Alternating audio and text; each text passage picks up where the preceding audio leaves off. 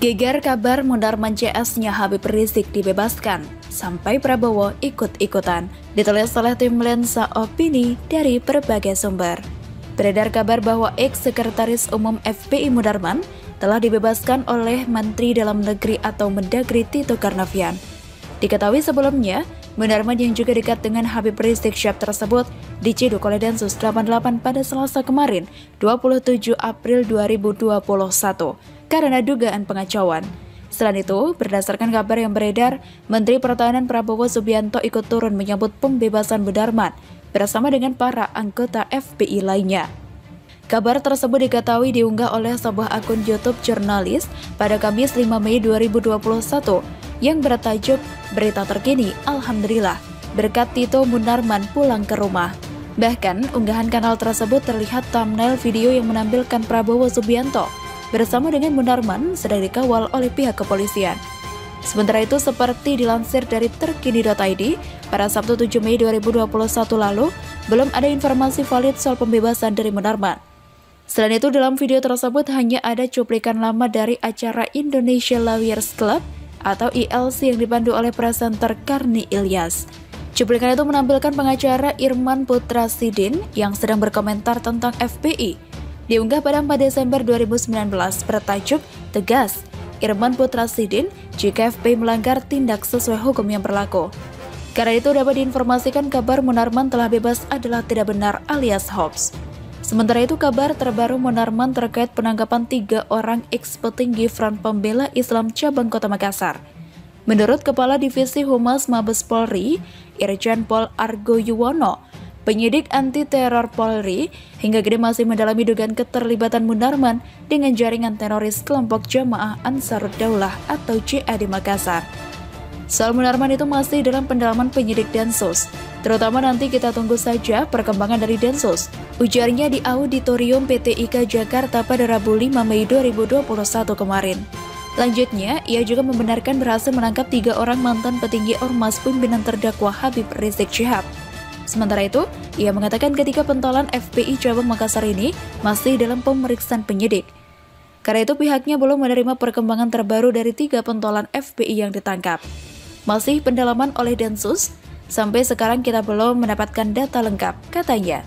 Selain itu, saat disinggung soal keterkaitan Munarman, ia mengaku hal tersebut sedang ditelusuri.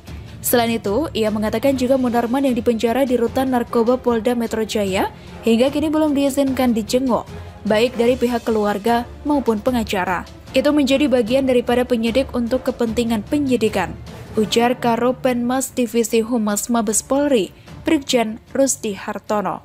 Jadi, bagaimana menurut Anda?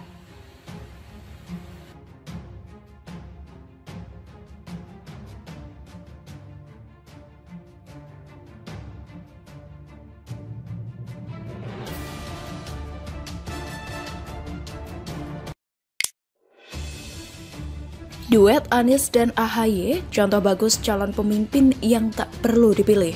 Ditulis oleh Sardi di steward.com. Baru-baru ini AHY bertemu dengan Anies, katanya sih lepas kangen. Percaya, kalau cuma mau lepas kangen bisa pakai telepon atau video call. Biasanya kalau ada isu penting yang mau dibahas, tidak bisa sekedar lewat pembicaraan telepon. Lihat saja di film-film, ada pembicaraan yang penting dan krusial, harus dilakukan secara tatap muka. Iya kali, contohnya kamu mau ketemuan dengan calon mertua, mau minta restu melamar cukup pakai video call atau Zoom. Rasanya ada semacam rumus tak baku, di mana 2 tokoh bertemu padahal biasanya jarang ketemu, pasti ada hal penting yang dibicarakan, apalagi dilakukan tertutup. Pasti hal tersebut disembunyikan, yang dibeberkan ke publik cuma kulitnya saja. Jadi, rumor beredar kalau mereka sedang membicarakan soal Pilpres 2024. Mereka sedang menyiapkan langkah awal dan rencana ke depan, meskipun AHY membantahnya. Balik lagi, pertemuan seperti ini rasanya tidak mungkin hanya sekedar bicara basa-basi.